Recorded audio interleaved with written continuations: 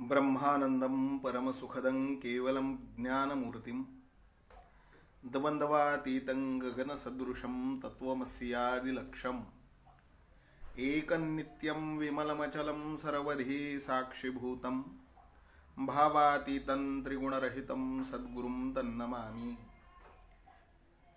यं ब्रह्मा वरुणेन्द्ररुद्रमरुतस्तुन्वन्ति दिव्यैस्तवैर् वेदैः साङ्गपदक्रमोपनिषदैर् गायन्ति यं सामगाः ध्यानान्वस्थिततद्गतेन मनसा पश्यन्ति यं योगिनौ यस्यान्तन्न विदुःसुरासुरगणा देवाय तस्मै नमः।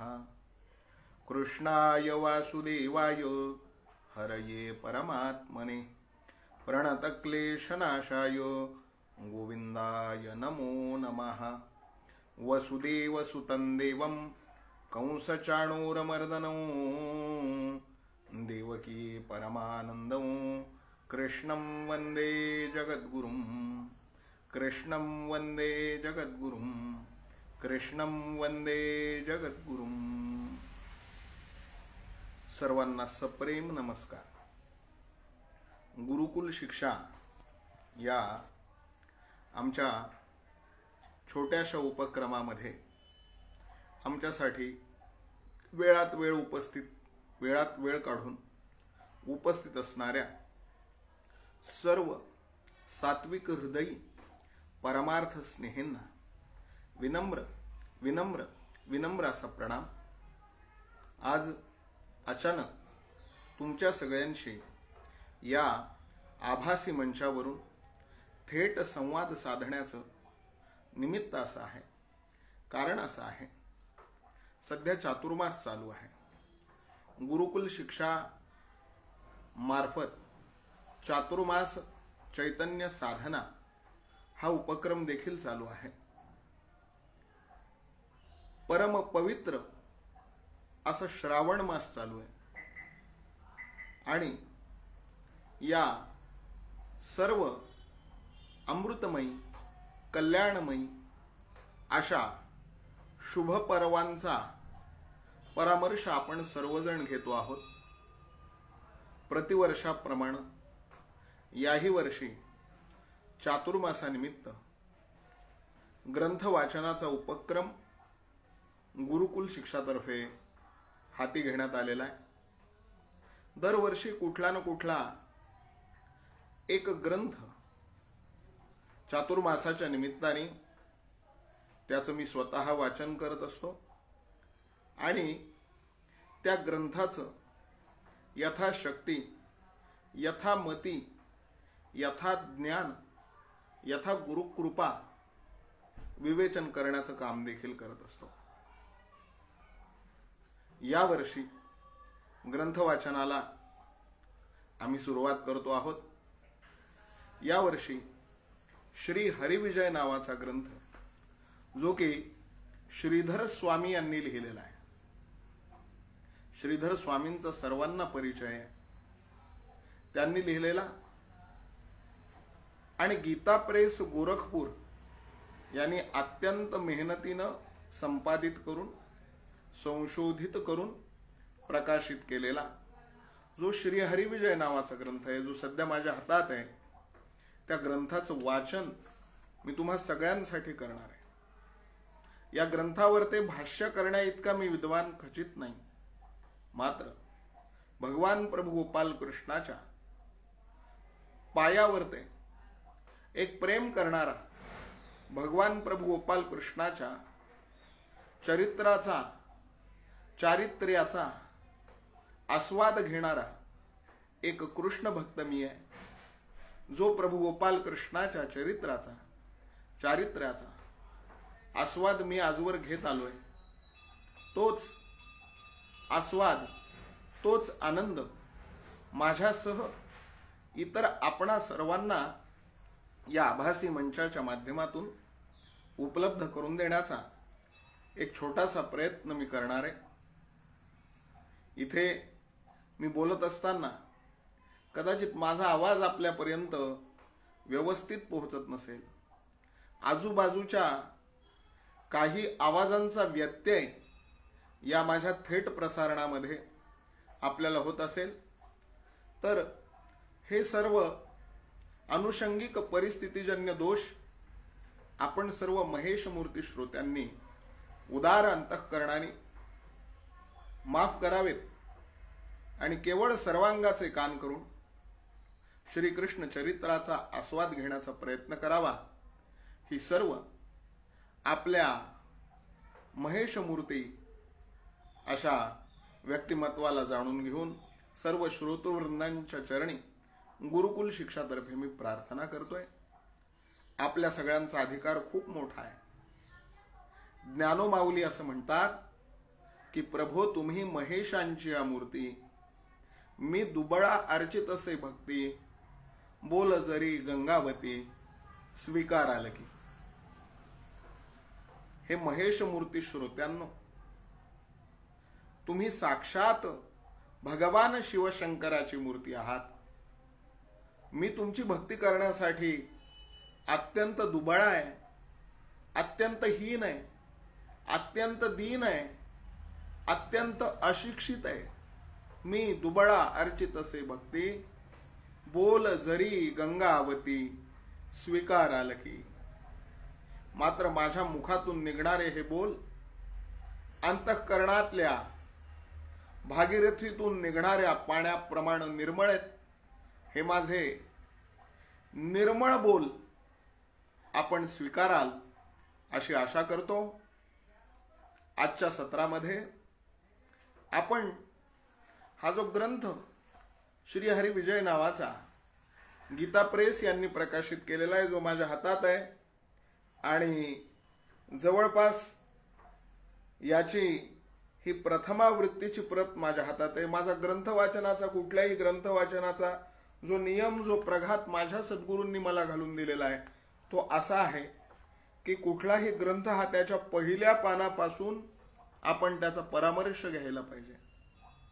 या माझ्या हातातल्या ग्रंथाचं जे काही संस्करण आहे त्या संस्करणात जे काही प्रकाशकीय निवेदन दिलेलं आहे ते प्रकाशकीय निवेदन त्यांच्या शब्दात आणि थोड्याफार माझ्या स्पष्टीकरणासहित मी आजच्या सत्रात तुमच्या सगळ्यांपुढे सादर करणार आहे।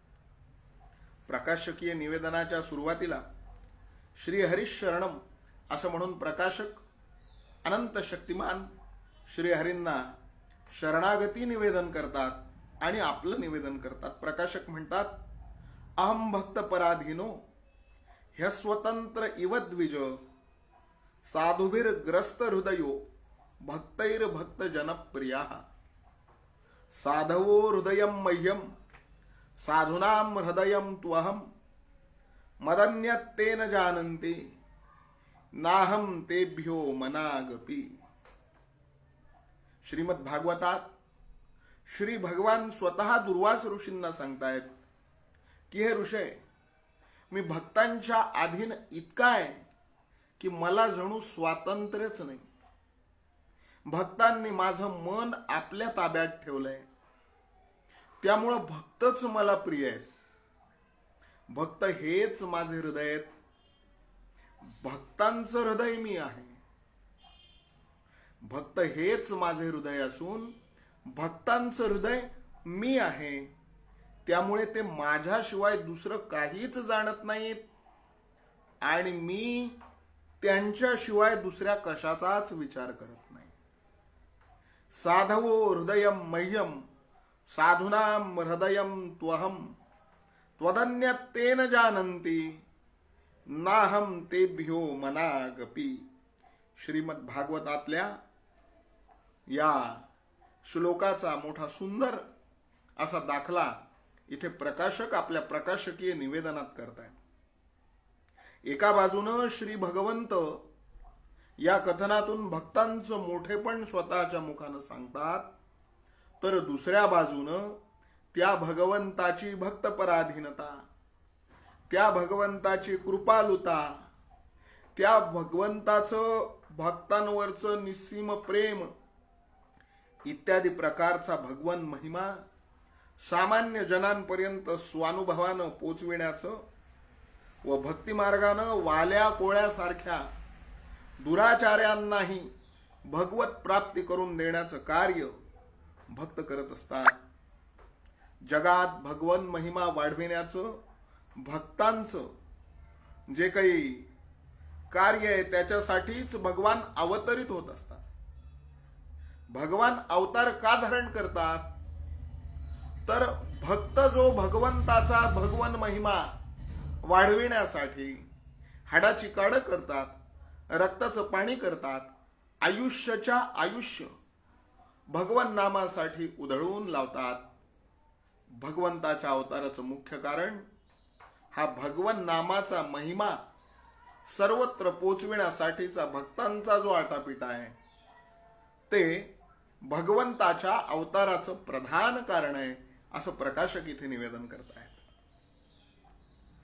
जे काही अनेक भगवत भक्त, जे काही अनेक भगवत प्राप्त भक्तजन झालेत त्याच्यापैकीच एक परमपूज्य श्रीधर स्वामी, ज्या श्रीधर स्वामींचा हा हरिविजय ग्रंथ आहे, ज्या श्रीधर स्वामींनी हा श्री हरिविजय त्यांची वाङ्मय मूर्ती म्हणून तुमच्या आमच्या पुढे ठेवला, ते श्रीधर स्वामी.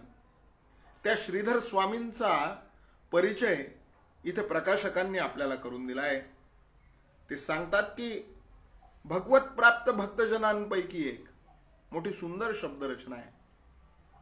भगवत प्राप्त भक्तजनांपैकी एक. भक्तजन पुष्कळ आहेत, परंतु भगवत प्राप्त भक्तजन हा मोठा चिंतनाचा विषय आहे. वक्त्याच्याही दृष्टीनं चिंतनाचा विषय आहे, श्रोत्याच्याही दृष्टीनं चिंतनाचा विषय आहे. त्या मोजक्या भगवत प्राप्त भक्तजनांपैकी एक असणारे श्रीधर स्वामी.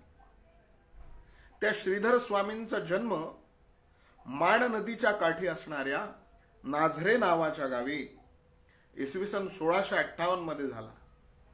आज आपण 2021च्या 8व्या महिन्यामध्ये आहोत आणि इसवी सन 1658 मध्ये या ग्रंथाची रचना केलेली आहे. विचार करा, हा ग्रंथ आजही तितकाच प्रेमाचा, भगवत प्रेमाचा आस्वाद तुमच्या आमच्यापर्यंत पोहोचवतो. नवनीरद सम नवनीत प्रिय नवल विनोद विहारी असं नारदीय कीर्तनकार आपल्या कीर्तनाच्या मंगलाचरणामध्ये गोपाल कृष्णाचं वर्णन करतात, ईश्वर वस्तूचं वर्णन करतात. नवनीरद सम नवनीत प्रिय नवल विनोद विहारी.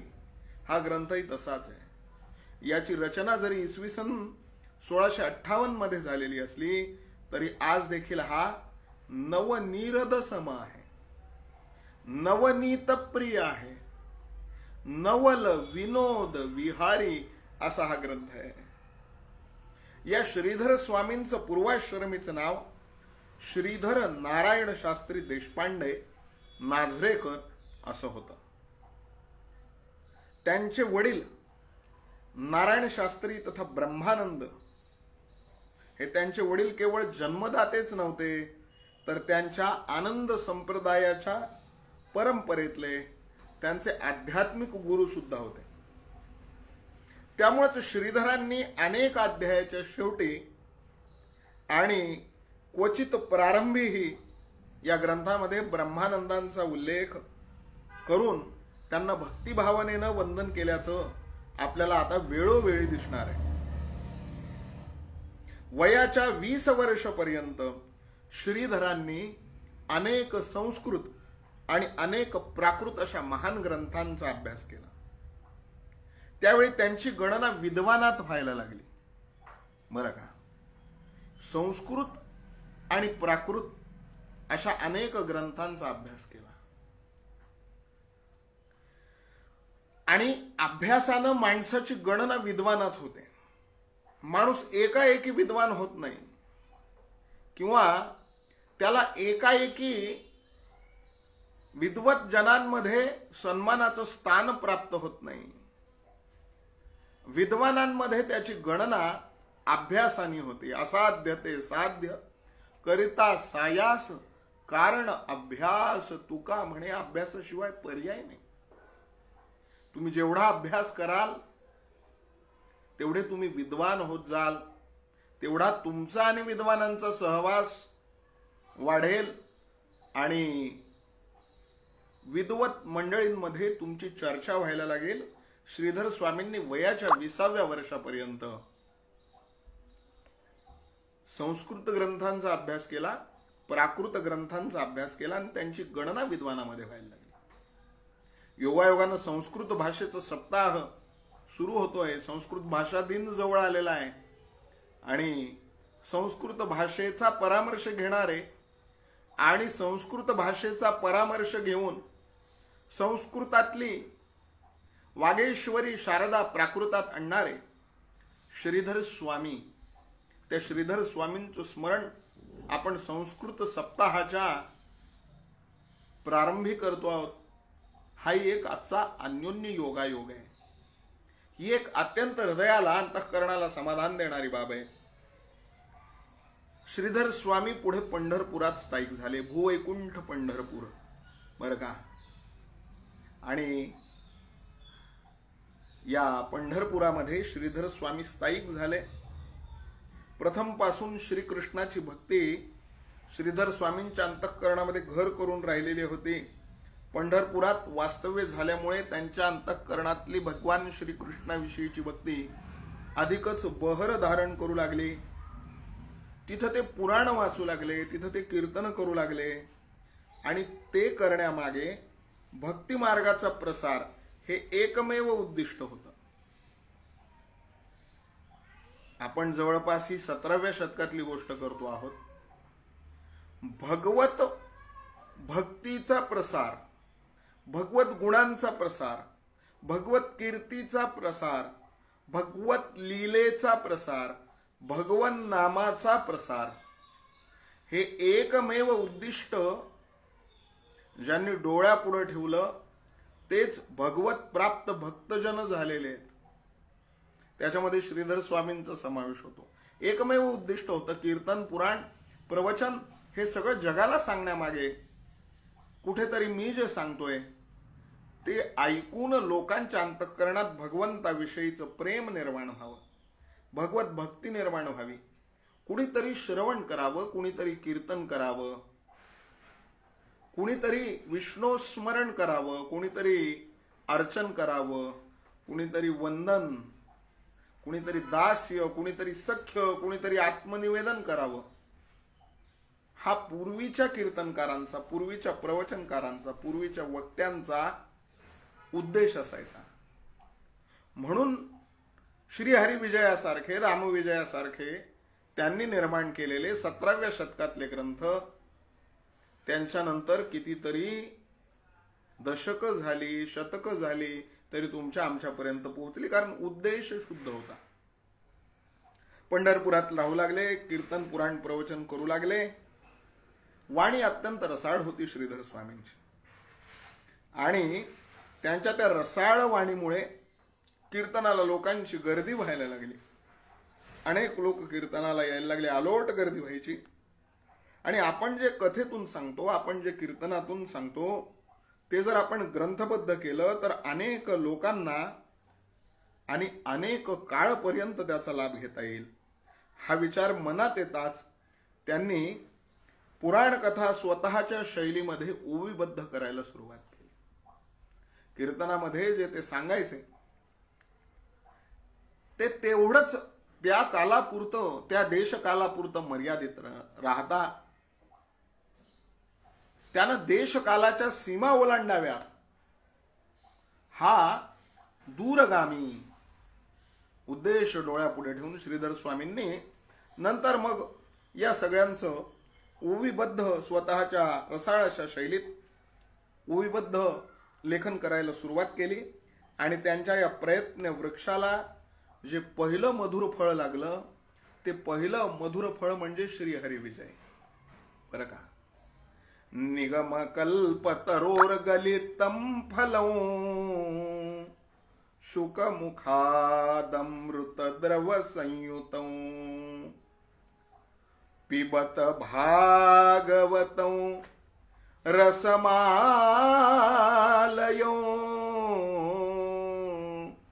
मुहुरहो रसिका भुवि भावुकाः. या श्रीधर स्वामींच्या प्रयत्नाला, प्रयत्न वृक्षाला लागलेलं पहिलं रसभरित फळ म्हणजे ज्या ग्रंथाचा परामर्श इथून, ज्यांच्याकडून मी ही पुराण विद्या घेतली, मी कीर्तन विद्या घेतली, ते मला नेहमी सांगत की अगोदर हरिविजय वाच, अगोदर रामविजय वाच, अगोदर पांडव प्रताप वाच. श्रीधर स्वामींनी लिहिलेले हे ग्रंथ अगोदर भक्तिविजय वाच.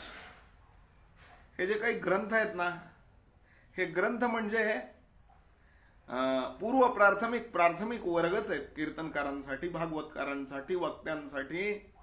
या ग्रंथांचा परामर्श जर जीवनात घेता आला ना, तर मग त्याचंही कीर्तन रसाळ होतं, त्याचंही प्रवचन रसाळ होतं, त्याचीही भागवत कथा रसाळ होते. मग तिथे श्रोते असोत अथवा नसोत, मग तिथे संगीत असो अथवा नसो, मग तिथे कोणी असो अथवा नसो, पण भगवान स्वतः असतात. एवढं सुंदर श्रीधर स्वामींच्या प्रयत्न वृक्षाला लाभलेलं हे पहिलं फळ म्हणजे श्री हरिविजय. 8139 ओव्यांचा हा ग्रंथ आहे आणि इसवी सन 1702 मध्ये वयाच्या 45व्या वर्षी त्यांनी रचला. 1658 मध्ये जन्म झाला आणि 1702 मध्ये वयाच्या 45व्या वर्षी त्यांनी हा ग्रंथ रचलेला आहे. विचार करा, ज्या व्यक्तीनं वयाच्या 20व्या वर्षापर्यंत अनेक संस्कृत प्राकृत ग्रंथांचा अभ्यास केला आणि ज्या व्यक्तीची चर्चा, ज्या व्यक्तीची गणना तत्कालीन विद्वानांमध्ये व्हायला सुरुवात झाली, त्या व्यक्तीनं आपलं पहिलं लेखन पुष्प श्री हरींच्या चरणारविंदी वयाच्या 45व्या वर्षी समर्पण केलं. किती आणखीन खोली असेल त्या लेखनाची, किती आणखीन ते लेखन दर्जाच्या दृष्टीनं अत्यंत समर्पक असा असेल, तो हा ग्रंथ, तो श्री हरिविजय 8139 ओव्यांचा हा ग्रंथ.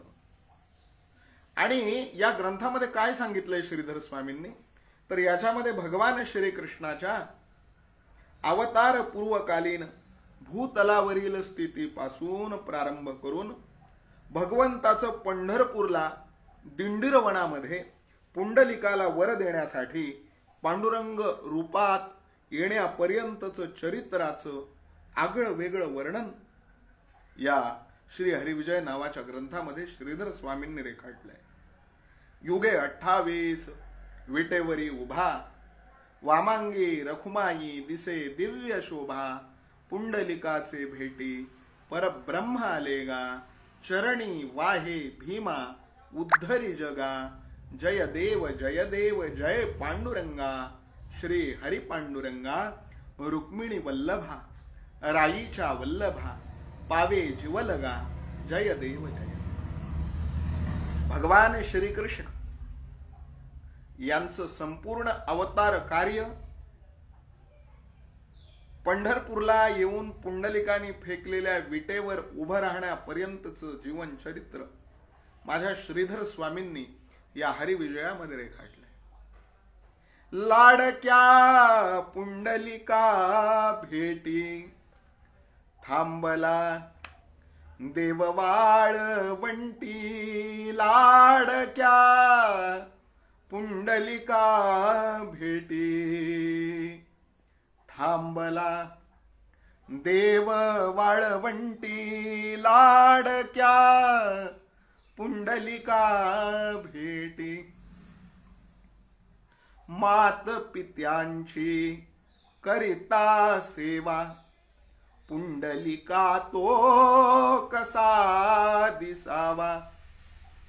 अर्ध्या राती घेत विसावा, फेकली वीट हरी साठी, थांबला देव वाळवंटी लाडक्या पुंडलिका भेटी थांबला हो देव वाळवंटी. भगवान आले पुंडलिकाच्या मातृपितृ भक्तीवर प्रसन्न होऊन आपल्या आई वडिलांची चरण सेवा करत होता. अर्ध्या रात्री आई वडील झोपलेले, हत्तीच्या सोंडे एवढाली धार आणि गाडीच्या चाका एवढाली गार बरसत होती. धोधो धोधो धोधो धोधो पाऊस बरसत होता आणि भगवान आले बर का पुंडलिकाला दर्शन द्यायला. मातृपितृ भक्तीच्या पुण्याईवर भगवान प्रसन्न झाले आणि भगवान आले त्याला भेट द्यायला. पाठीमागे येऊन उभे राहिले. सांगितलं पुंडलिका मी आलोय. म्हणले कोण? म्हणले अनंत कोटी ब्रह्मांडाचा नायक आलोय. म्हणले देवा मी आई वडिलांची सेवा करतोय, तू पाठीमागे उभा आहेस, मला कसा दिसावा? पुंडलिक म्हणाला देवा जरा हळू आवाजात बोल, माझ्या आई वडिलांना आत्ता डोळा लागलाय, ती जागी होतील रे. देवा तुझसी बोलू कसारे, जागी होतील माता पितरे, शब्दा वाचून बोलून सारे, फेकिली वीट हरीसाठी. त्यांनी हरी करता वीट फेकलीन. हे सगळं जे तो बोललाय ना, मी बोललाय असं तुम्हाला सांगतोय, मात्र हे सगळं तो जे बोललाय ना ते शब्दाशिवाय बोललाय बरं का. शब्दा वाचून बोलून सारे, फेकिली वीट हरीसाठी. थांबला देव वाळवंटी लाडक्या पुंडलिका भेटी. थांबला देव वाळवंटी. भगवान थांबले. थांबले किती दिवस थांबले? आजपर्यंत थांबलेले आहेत. हो, कमरेवर ते हात देऊन थांबलेले आहेत. युगे 28 वेटेवरी उभा. यतपर्यंतचं चरित्र श्रीधर स्वामींनी रेखाटलंय महाराज या ग्रंथामध्ये. अत्यंत रसाळ पद्धतीनं, आगळं वेगळं, अत्यंत विलक्षण आणि अत्यंत खिळवून ठेवणारं, अत्यंत अंतःकरणाला प्रसन्न करणारं आणि विशेष करून प्राकृत भाषेमध्ये, अगदी साध्यातल्या साध्या जीवाला जी मराठी कळेल असं ओवीबद्ध हे कथानक करून ठेवलंय सगळं. 8139 ओव्या रचून बरं का. या चरित्राचं दुसरं एक असं वैशिष्ट्य आहे की यात या कवीनं हरिवंश, भागवत, नारद पुराण, पद्मपुराण इत्यादी सगळ्या ग्रंथांचा आधार घेतलेला आहे. या सगळ्या ग्रंथांचा आधार इथे श्रीधर स्वामींनी घेतलेला आहे. आणि वाचकांना अविश्वास वाटू नये म्हणून कोणती कथा कोणत्या पुराणात आलेली आहे याचा देखील कवींनी जागोजागी उल्लेख ग्रंथामध्ये केल्याचं आता आपल्याला दिसणार आहे. आपण जसं जसं या ग्रंथाच्या अंतरंगामध्ये शिरू. या ग्रंथाचं जर समीक्षण करायचं झालं तर प्रकाशक असं करतात. म्हणजे मी फक्त प्रकाशकांनी जे सांगितलंय ते तुमच्यापर्यंत पोहोचवतोय, थोडंफार माझं पदरच घालून. प्रकाशक असं म्हणतात की यामध्ये मुख्यतः भक्तिरस धबधब्याप्रमाणे वाहत असला तरी त्याला पुष्ट करणारे अनेक 9 रसांचे झरे झुळझुळ वाहताना आढळतात. श्री ज्ञानेश्वर माऊली म्हणतात, ग्रंथात लिहिलेले बरं का, तेच तुम्हाला सांगतोय. श्री ज्ञानेश्वर माऊली म्हणतात, वाचे बरवे कवित्व, कवित्वी रसिकत्व, रसिकत्वी परतत्व, स्पर्श जैसा. गद्यवाणीहून कविता श्रेष्ठ आहे. त्या काव्यात रसाळपणा असणं अधिक चांगलं आणि त्या रसाळपणाला ब्रह्मनिरूपणाची जोड असेल तर मग काय विचारावं. वाचे बरवे कवित्व, कवित्वी रसिकत्व, रसिकत्वी परतत्व, स्पर्श जैसा. तदपि तव गुणानाम एष पारं नयाति, असितगिरी समं स्यात् कज्जलम सिंधु पात्रे सुरतरुवरु शाखा. लेखनी पत्रमूर्वी लिखती लिखती यदि गृहीत्वा शारदा सार्वकालम तदपि तव गुणानाम ईश पारन नयाति भगवान. अहो, तुमचा स्पर्श ज्याला झाला, ब्रह्माचा स्पर्श, ब्रह्मनिरूपणाचा स्पर्श ज्या रसाळ कवित्वाला झाला, तिथला आनंद काय वर्णन करावा महाराज. तिथला आनंद शब्दातीत आहे. त्या आनंदाचं वर्णन करायला ही मर्त्य जिव्हा आणि या मर्त्य जिव्हेनं बाहेर पडणारे शब्द कुंठित होतात. वैखरी जिथे कुंठित होते, असं वैकुंठमय ते काव्य असलं पाहिजे. माऊलींनी जे सांगितलंय, रसिकत्वी परतत्व स्पर्शू जैसा, असं हे श्रीधर स्वामींचं रसाळ काव्य आहे, ज्याचा आपण क्रमाक्रमानं परामर्श या चातुर्मासात घेण्याचा प्रयत्न करूयात. या माऊलींच्या सांगण्याप्रमाणे श्रीधरांच्या काव्यात काव्यगुण, विविध रस, त्याच्याच बरोबर ब्रह्मनिरूपण असा त्रिवेणी संगम झालेला आहे. बरं का, काव्यात हा त्रिवेणी संगम असावा. वक्त्यांनी आणि श्रोत्यांनी जरूर दखल घ्यावी असं हे वाक्य. काव्यात काय असावं? काव्यामध्ये काव्यगुण असावा. बरं का, साखरेत काय असावं? म्हणजे साखरेत पहिल्यांदा गोडी असावी. गोडी असेल तर ती साखर. बरं का, काव्यात काव्यगुण असावा. काव्यगुणाबरोबर विविध रस असावेत, त्याच्याबरोबर ब्रह्मनिरूपण असावं. हा त्रिवेणी संगम ज्या काव्यात झाला ते काव्य श्रेष्ठ महाराज. ते काव्य देशकालाच्या मर्यादा भेदून पुढे जात. आपण भाग्यवान आहोत.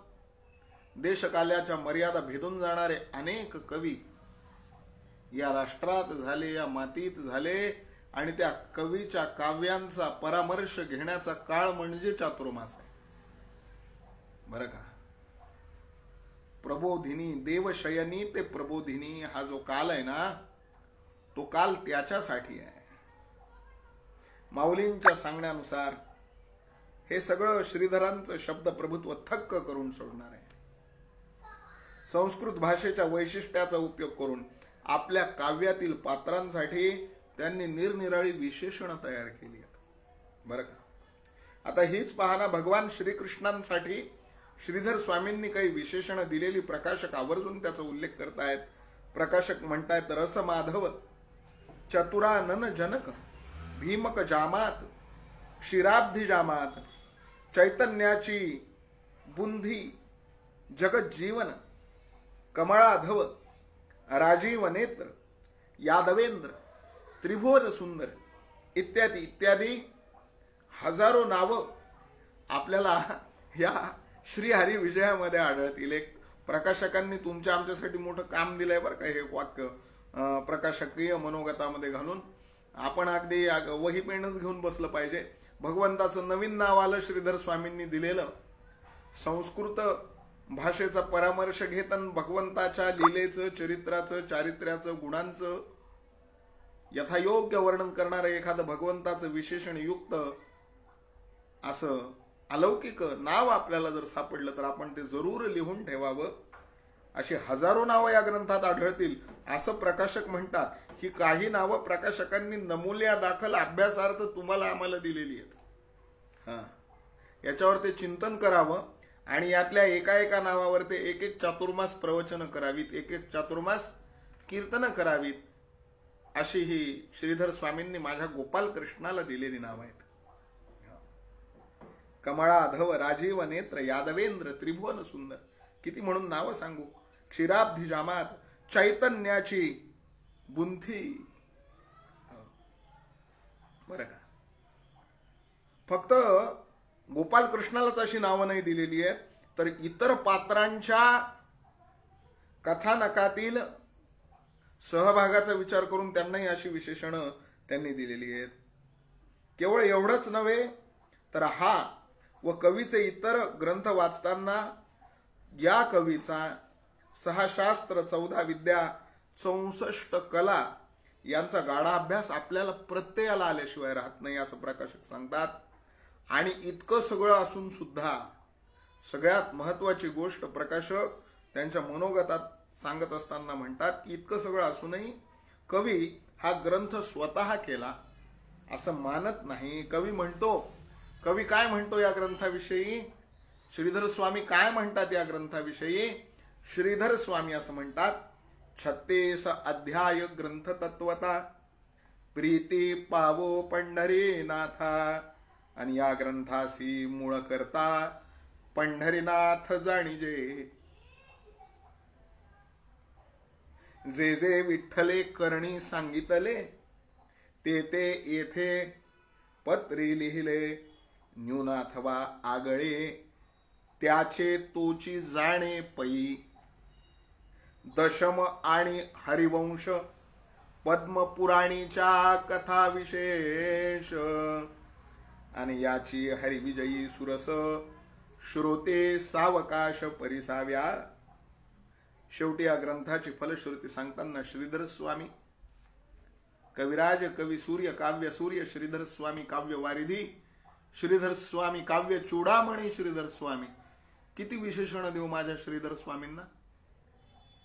एक एक ओवी वाचावी आणि कोरडं झालेलं अंतःकरण, त्या कोरड्या झालेल्या अंतःकरणाला भक्तिप्रेमाचा पाझर फुटावा.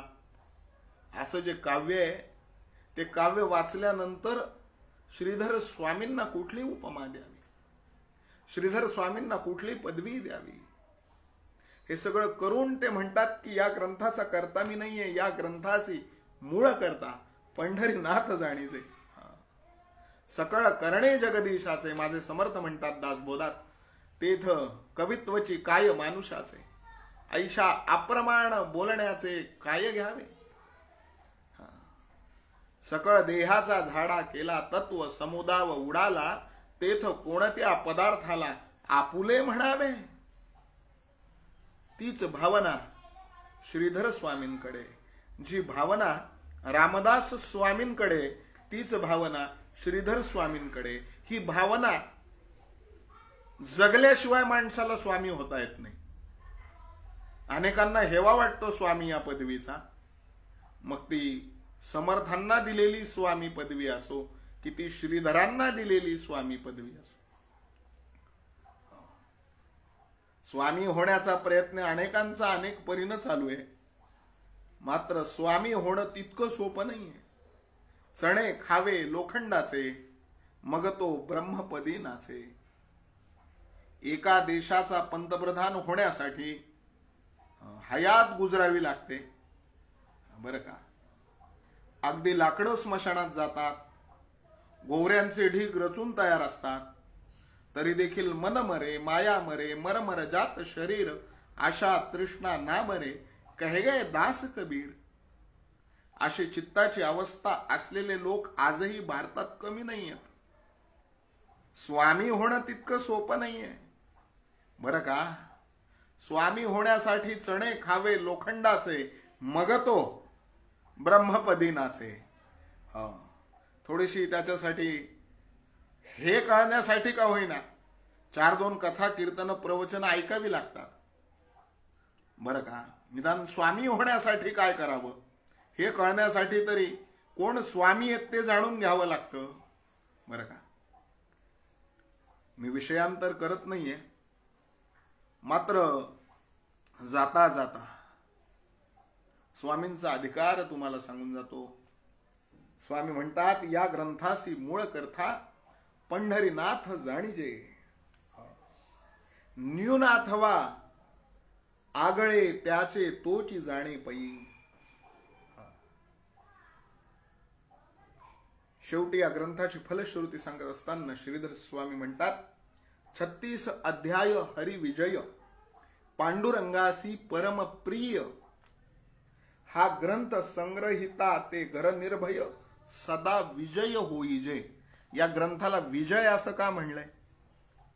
राम विजय, हरी विजय, भक्ती विजय हा कुठला समास आहे? जे व्याकरणाचे जाणकार असतील, व्याकरणाचे अभ्यासू असतील बरं का. भाषेचा आस्वाद घ्यायचा तर भाषेचं व्याकरण यायलाच पाहिजे.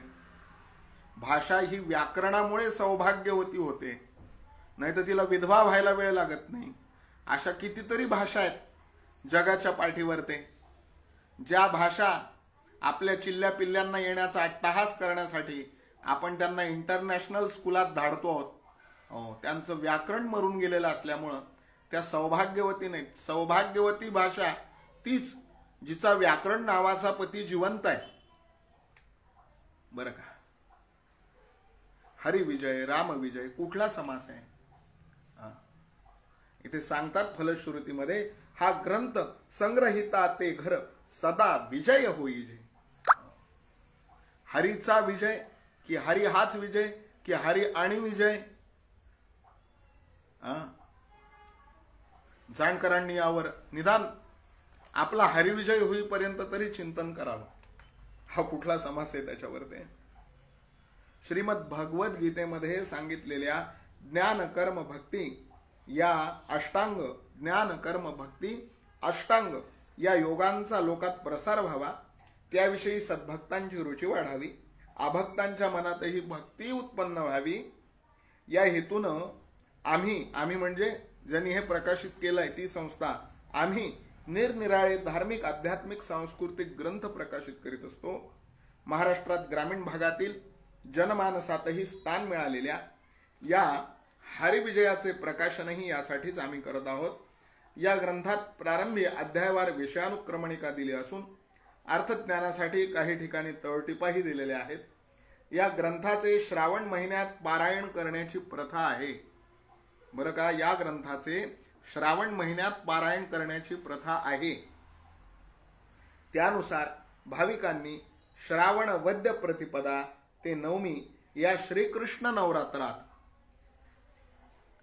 लक्षात घ्या, श्रावण वद्य प्रतिपदा ते नवमी या श्रीकृष्ण नवरात्रात दररोज 4 अध्याय वाचून पारायण करावं किंवा पूर्ण महिनाभर यथाशक्ती वाचन करावं.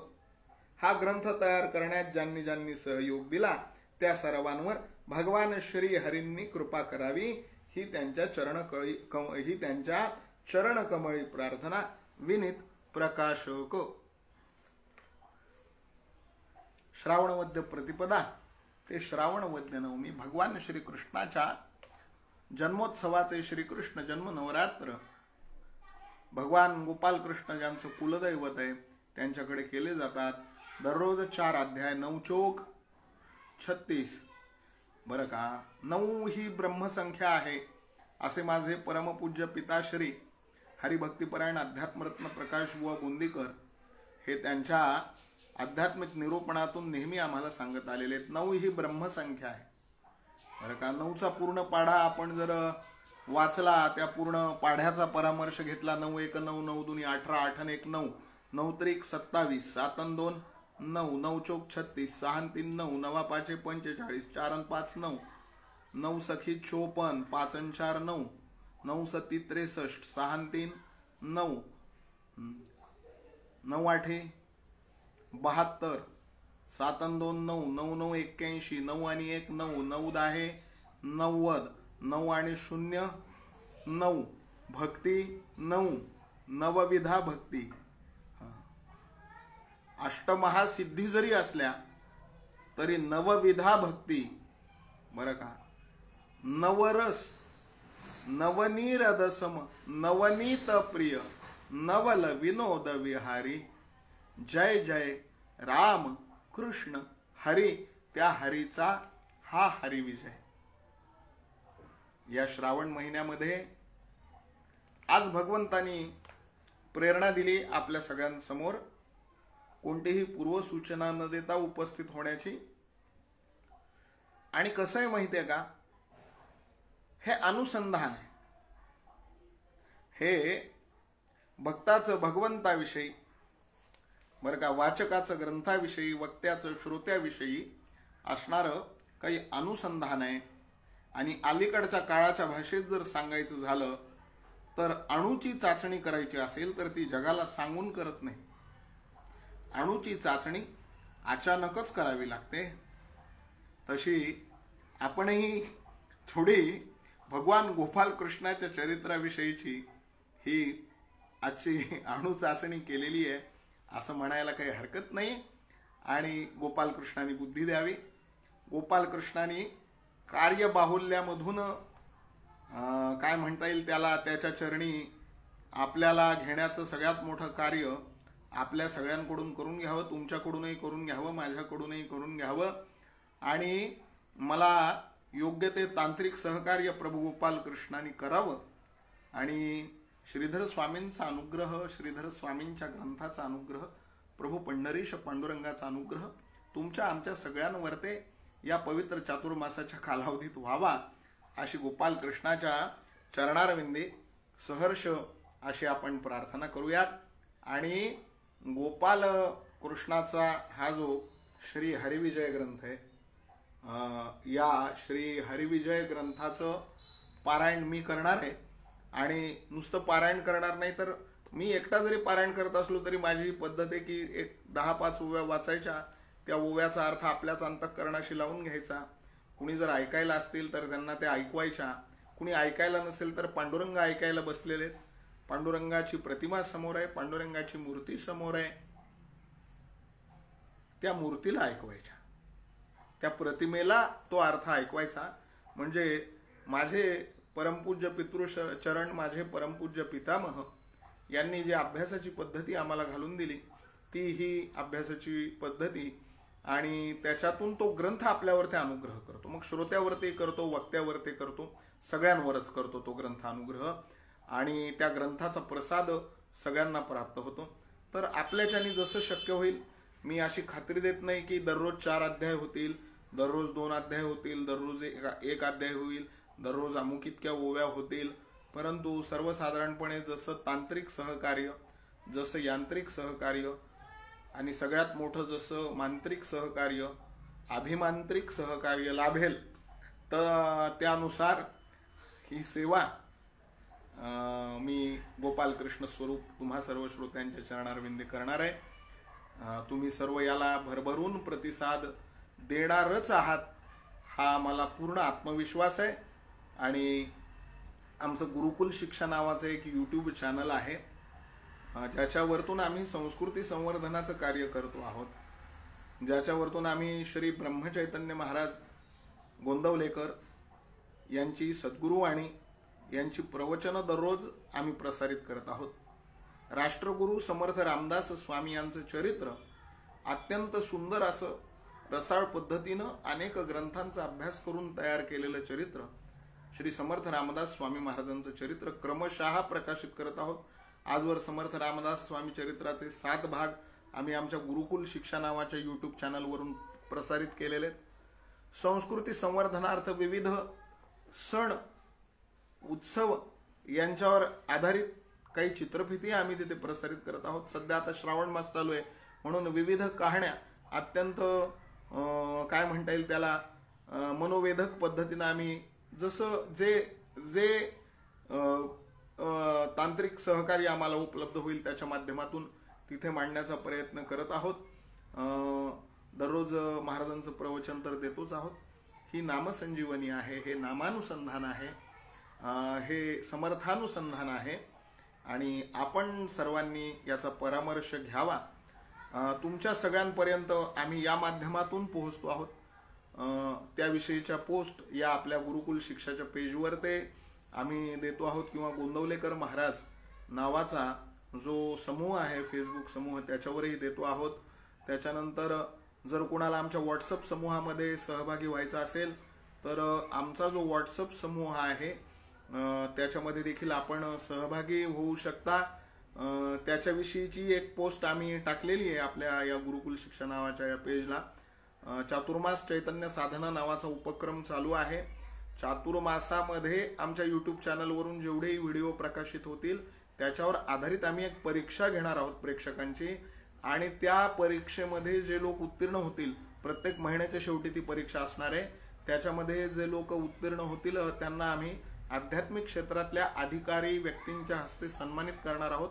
सर्व सहभागींना आम्ही सहभाग प्रमाणपत्रही देणार आहोत आणि जे या आध्यात्मिक परीक्षेचे आध्यात्मिक स्वरूपाच्या प्रश्नमंजुषा परीक्षेचे विजेते असतील त्या विजेत्यांना देखील आम्ही पारितोषिक देऊन सन्मान करणार आहोत. असं हे आमचं गुरुकुल शिक्षा नावाचं गुरुने दिला ज्ञानरूपी वसा, आम्ही चालवू हा पुढे वारसा.